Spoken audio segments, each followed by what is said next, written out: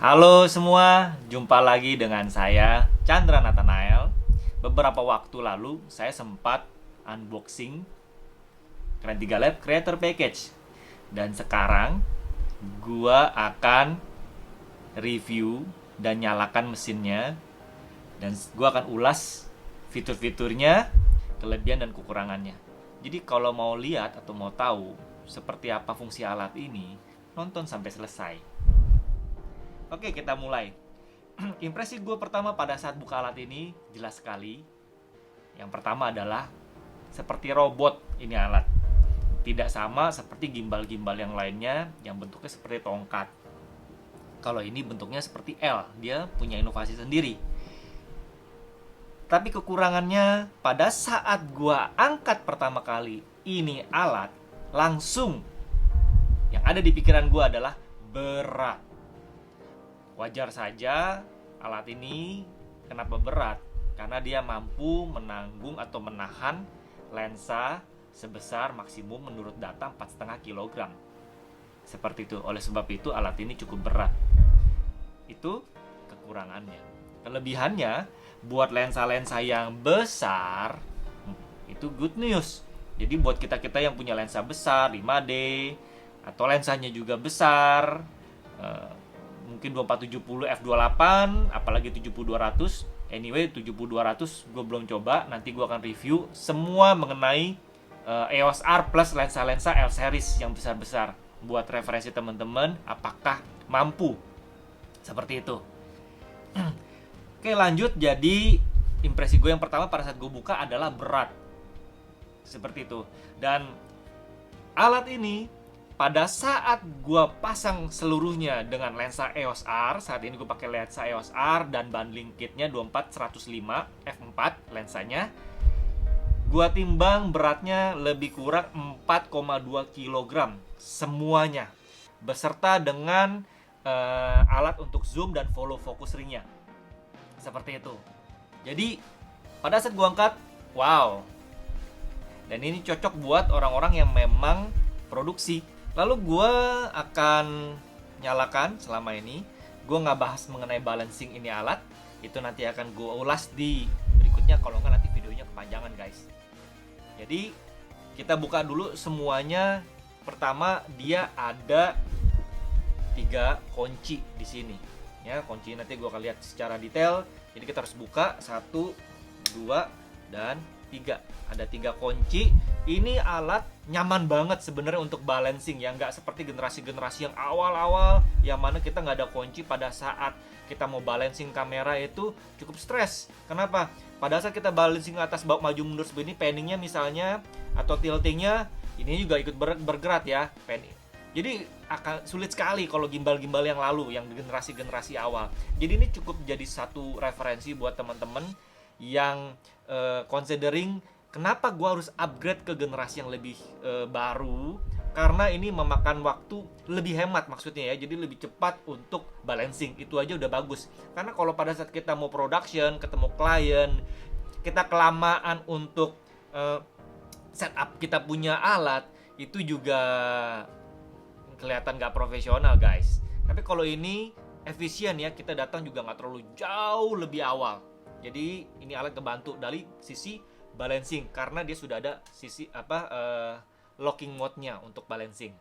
Oke, alat ini sudah terbalance atau diseimbangkan oleh saya dengan kondisi creator package yang ada zoom, alat zoom dan fokusnya ya.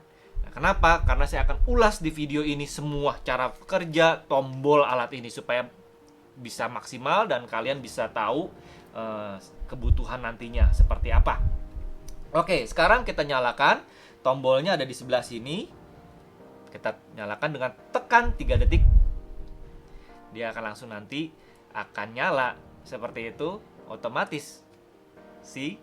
Nah, kembali lagi karena ini sudah seimbang. Jadi ini alat langsung kita angkat, kita mau ya seperti ini, kita goyang-goyangkan, dia akan tetap seimbang. Ini ya, kita tetap ya. Nah, ini di sini dia ada layar bukannya screen ya, tapi untuk display lah, layar display yang mana kita bisa lihat kondisi dari status atau status fungsinya, kita ada di mode mana.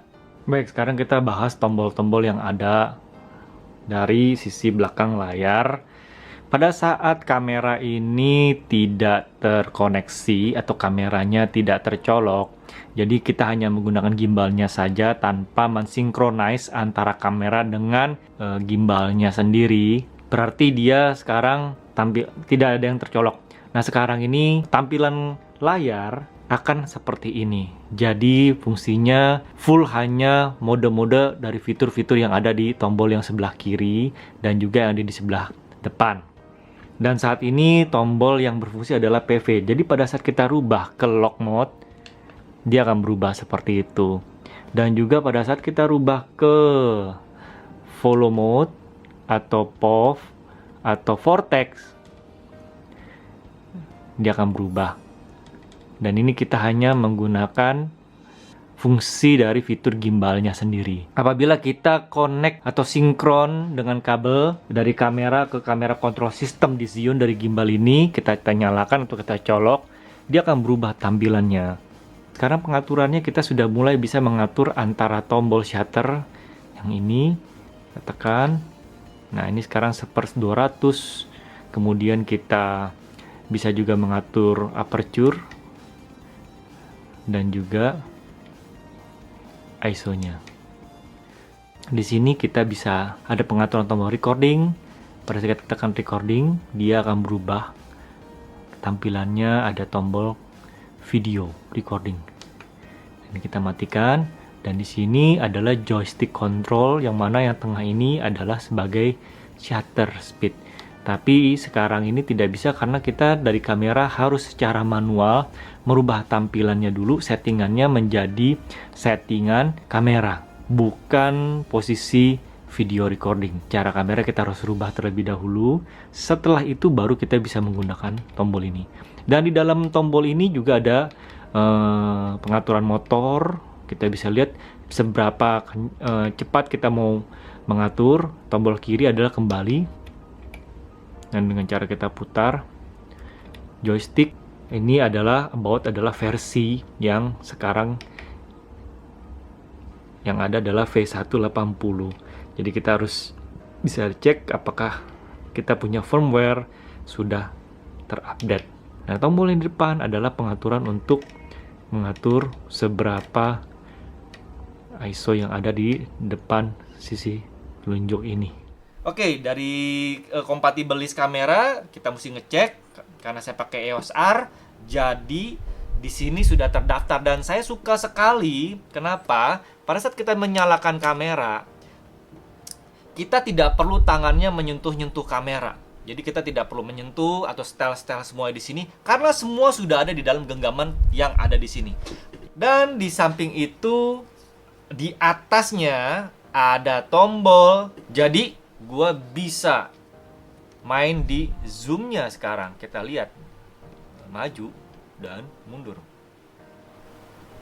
Sip. Lalu yang berikutnya juga di sebelah sini ada tombol, putar sebentar biar bisa kelihatan. Ya. Alat yang besar ini adalah untuk fokus stringnya. Jadi pada saat kita putar ini dia bisa bermain di fokusnya. Jadi Kren 3 Lab ini sudah menyiapkan fitur untuk yang memiliki lensa zoom ya. Karena ada beberapa versi dari adik kakaknya dia yang hanya bisa untuk fokusnya saja, tapi zoomnya tidak bisa dimainkan. Berbeda dengan yang ini. Nah, ini cukup praktis, semuanya bisa kita lakukan di genggaman tanpa harus memegang kamera. Lompat ke fitur-fitur yang ada di tombol sebelah sini. Contoh, pada saat menyalakan, yang default adalah tombol yang ada di depan sini. Yang mana ini adalah PF mode. Ini adalah pen ya. Jadi kelebihannya adalah tiltingnya nggak bisa. Kalau kita naikin dia nggak bisa tuh. Jadi kalau kamera kita naik turun kan, itu dia nggak akan main, dia nggak akan ikut. Karena dia apa? Dia fungsi kameranya hanya satu ke depan atau ke kiri kanan. Jadi atas bawahnya tiltingnya dia nggak akan bisa kita gerakan. Yang ada dia akan diam, dia akan menstabilkan. Tapi kalau kita panning ke kiri atau ke kanan dia baru mau ikut ya. Tuh ini baru mau ikut. Kalau kita ke kiri dan ke kanan. Kembali lagi kalau kita ke atasin, saya mau naikin ke atas nih gitu ya, nggak bisa. Nggak bisa tuh ya, jadi harus kiri kanan aja. Itu tombol PF mode adanya di depan sini ya. Lalu di bawahnya ini ada L mode, lock mode. Pada saat kita tekan L mode, nah yang terjadi apa? Ini cocok untuk fitur lock pada saat mungkin kita mau jalan ke depan aja. Seperti itu, jalan lurus tanpa belok-belok, dia akan lock. Dia tidak akan bergerak sama sekali. Jadi kita belok-belokan seperti ini, dia nggak akan berubah. Karena dia akan tertuju ke depan, bahkan sampai ke atas bawah. Nah, di sini saya kembalikan dulu. Pen follow mode-nya saya balikan. Nah, pada saat posisi seperti ini, kita rubah ke lock mode, anggap kita mau jalan ke arah sana. Pada saat itu kita bisa undersloom, guys. Kita turunkan seperti ini. Wih, enak banget. Jadi kita bisa main dari bawah ya, low angle sampai naik ke atas. Seperti itu. Menarik, guys. Nah, ini fungsi lock mode-nya. Lalu berikutnya ada fungsi di tombol yang ada di sini. Saya buka dulu sebentar karena jujur, guys, satu tangan kayak begini kayak ngangkat barbel. Berat. Ini mesti dua tangan. Atau kita mesti latihan lebih berat lagi bebannya ya. Oke, berikutnya di tombol di sebelah sini ada tombol follow mode. Kalau kita tekan follow mode, tombol F ini, dia akan ikut baru. Nah, ini yang mungkin exciting di sini ya. Kita bisa ngikutin orang. Ya, kita bisa nanti mau pakai kita bisa panning, kita bisa tilting, ya, bisa kita atur semua. Follow mode. Ini yang lebih exciting. Dan berikutnya ada tombol POF. Nah, ini tombol berikutnya di bawah sini adalah tombol untuk bisa memiringkan kamera 45 derajat ke kiri dan ke kanan. Ini efek. Kita bikin ini syuting lebih banyak varian, guys. Jadi lebih berwarna karena dia akan ngikut. Seperti itu, dia akan ikut seperti ini. Iya tuh, dia akan miring ya. 45, kalau dimiringin lagi dia masih bisa sih. Tapi menurut data 45 derajat. Ini yang terjadi. Seperti ini, guys. Di tombol yang sama di POV ini, pada saat kita tekan lagi, dia akan berubah menjadi vortex. Ya, ini akan jadi vortex yang mana kita bisa mengendalikan. Saya belum jelaskan mengenai tombol di sini ada joystick, guys. Ada joystick di sini, kita bisa atur untuk follow pelan-pelan. Jadi kita bisa mainkan dari sini turun ke bawah. Ya. Ya, seperti itu kita bisa atur. Jadi kita bisa bikin varian-varian yang lebih banyak dengan Keren 3 LED. Oke, kemudian saya ulas mengenai joystick yang ada di sini. Saya kembalikan dulu. Tombol yang paling bawah yang terakhir adalah tombol untuk preset supaya kembali lagi. Kalau misalnya dia dalam posisi let's say seperti ini ya, tidak beraturan, kita mau kembalikan lagi, kita pencet reset, dia akan nanti kembali ke menu posisi yang stabilnya, ke posisi yang lurusnya. Dan yang terakhir adalah fitur Go Mode. Jadi tombolnya ada di atas seperti ini. Di sini ada tombol Go Mode yang mana ini sangat responsif. Jadi pada saat kita mungkin buat yang olahraga ya, atau kita mau shooting activity yang pergerakannya cepat ya, panningnya atau tiltingnya. Jadi pada saat, kalau sekarang kita lihat halus ya. Sorry, saya rubah dulu mungkin ke follow ya. Saya rubah ke follow, saya reset. Oke, sekarang sudah di menu follow. Saya ke kanan, ke kiri ya. Ini kan pelan ya guys ya, tuh. Tapi pada saat kita tekan go, dan ini mesti ditekan terus ya, go, dia akan langsung cepat ngikutnya. Seperti itu. Dan ini harus tekan ya, begitu dilepas dia akan langsung kembali ke awal, halus. Dan fitur yang menarik dari Kren 3 Lab ini, pertama adalah ada built-in video transmission di dalam sini ya. Semua yang saya putar-putar ini adalah speednya sudah bukan standar lagi guys. Kenapa? Saya sudah agak perlambat. Bagaimana caranya? Nah, terima kasih kepada Zhiyun karena dia mendevelop software juga di handphone. Di dalam apps ini kita bisa menemukan fitur untuk pengaturan kecepatan dari joystick ini. Jadi kita bisa custom speednya mau seberapa, tiltingnya mau lebih cepat atau lebih pelan, panningnya mau lebih cepat atau mau lebih pelan, bahkan rotasi pun kita bisa atur. Pada saat kita di POF mode seperti ini, kita bisa atur semuanya. Atau di follow mode, ada beberapa yang komplain, kok saya punya kok geraknya cepat sekali gitu ya, kayaknya nggak halus. Oh, berarti pengaturannya guys yang harus dirubah, diturunkan semuanya. Dan itu sesuai selera, dan semuanya bisa diatur by handphone. Ya, contohnya kita bisa atur dengan handphone. Saya taruh dulu sebentar. Dengan menggunakan handphone, kita bisa atur kemana kita inginkan arahnya. Jadi kita bisa atur belok, joysticknya kita bisa atur naik ke atas ya, seperti main handphone aja ya guys.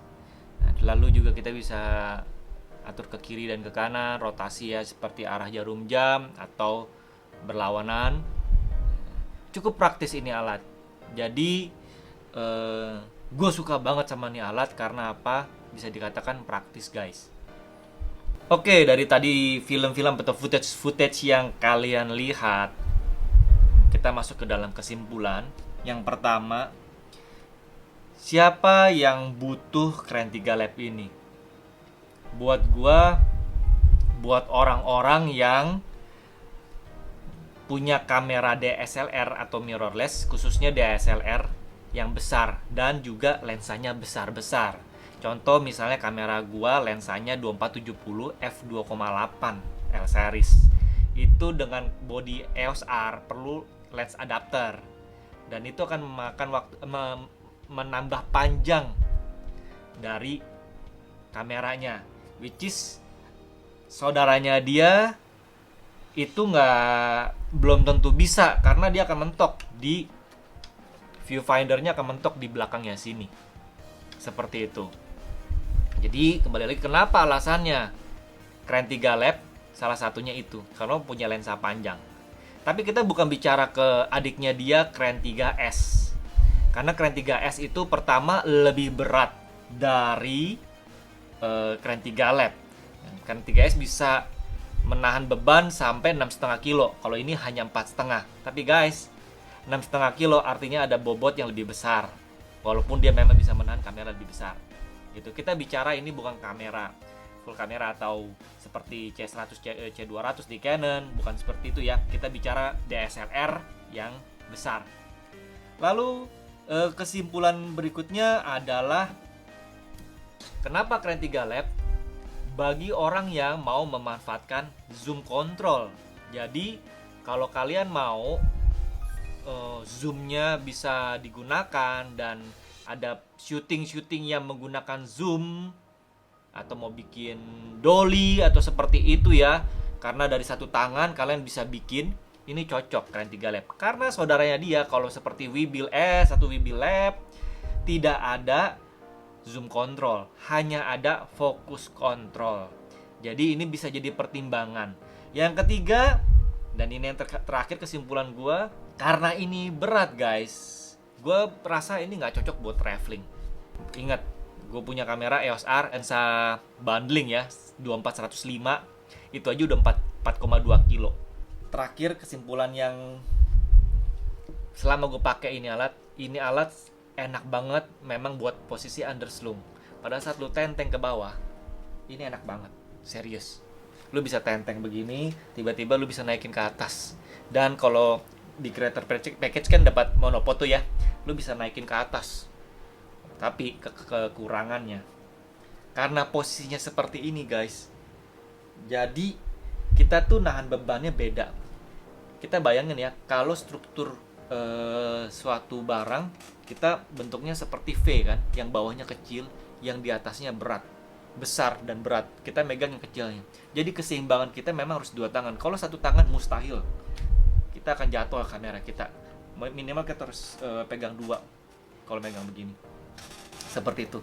Lalu berikutnya kendalanya, kita nggak bisa terlalu dekat. Jadi supportnya tuh agak susah ya. Dengan posisi postur tubuh kita menahan beban berat di atas, yang mana hampir 5 kilo seperti ini ya, 4,2 4 kilo. Biasanya ya kalau gue ya harus lebih dekat kan, untuk tangannya lebih merapat ke belakang untuk bisa support beban. Kalau ke bawah begini cepet capek. Seperti itu yang gue alamin. Dan jadi ini kelemahannya dari gimbal model seperti ini. Kalau mungkin gimbal-gimbal yang lain yang hanya tiang begitu ke bawah, dia kan biasanya kita kan ngambil deket ya, seperti itu, jadi enak, nggak gitu capek. Tapi kalau ini kita mau nggak mau agak maju. Apalagi kalau kita mau lihat displaynya, kita mesti maju kayak gitu. Nah, jadi gue dan menu ini tidak cocok buat orang ya, kalau selera ya. Kalau gue sih rasa tangan kanan sebenarnya enak yang di depan, tangan kiri yang megang di sini.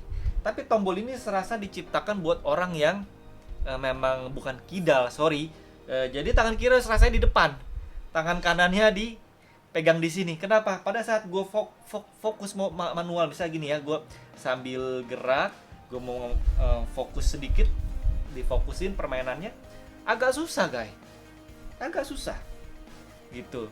Karena tangan kiri powernya, jadi kayaknya tangan kiri yang harus lebih berat, yang bisa menahan beban lebih berat. So far seperti itu review gua kali ini untuk Kren 3 LED. Jangan lupa guys, kalau memang kalian suka, silahkan tinggalkan komen. Sekian review dari gua mengenai Kren 3 LED ini. Kalau ada pertanyaan, silahkan komen di bawah. Gue juga akan kasih link beberapa untuk Kren 3 LED ini. Juga kalau memang ada masukan atau ada memang kesalahan dari penjelasan gue, silakan gue open. Nah, lo orang bisa kasih masukan, atau memang kalau memang ada yang mau didiskusikan atau ada yang minta apa yang mengenai dunia EOS R dengan lensa-lensa yang ada di gua ya, pasti kalau kalian mau lihat silakan komentar di bawah. Jadi gue coba akan review juga. Ya mungkin gue kalau memang kalian mau ada review mengenai apakah lensa-lensanya masuk di Kren 3 LED, gue akan coba review selama kalian yang minta. Oke, sekali lagi terima kasih telah menonton reviewnya saya sangat menghargai. Bila kalian suka, tekan like, subscribe untuk mendapatkan update-update dari review-review saya. Terima kasih, sampai ketemu lagi di channel berikutnya.